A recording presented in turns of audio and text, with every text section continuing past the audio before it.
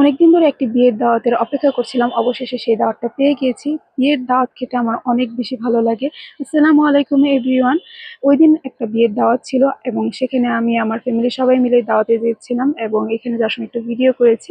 আর বরাবরের মতো এইবারও আমাদের বিয়েতে যেতে অনেক বেশি দেরি হয়ে গেছে। মানে আমরা একদম লাস্ট টাইমে গিয়েছি, যার কারণে বউ না দেখে আগে আমরা চলে গেছি খাওয়া দাওয়া করার জন্য। আর এখানে আমি একটু ছোট ক্লিপ নিয়েছিলাম, তারপরে চলে যাই খেতে।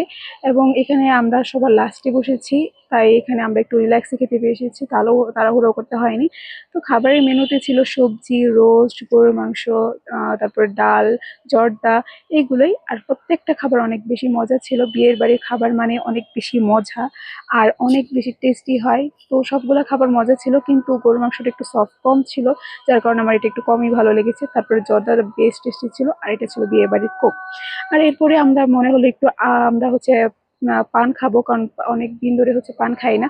নর্মালি এরকম অকেশনেই পান খাওয়া হয়, এছাড়া পান খাই না। তো আমি আমার বোনকে পাঠিয়ে দিই একটু পান নিয়ে আসতে, তখন যেয়ে দেখি পান নেই। তারপর তারা ভিতর থেকে আবার আমাদেরকে পান এনে দিয়েছে। তো বিয়ের দাওয়াত খাওয়া শেষ টেস করে আমরা একটু ভাবির বাসায় যাব। মূলত এই দাওয়াতটা ভাবির বাপের বাড়ির দিক থেকেই ছিল, তো ওখানে তাদের বাড়ি করছে নতুন, তাই সেটা একটু দেখতে যাব। তো ওখানে নতুন বাড়ির ছাদে আমরা উঠেছি, উঠে দেখি অনেকগুলো আম গাছ চারপাশে, দেখতে খুবই ভালো লাগছিল।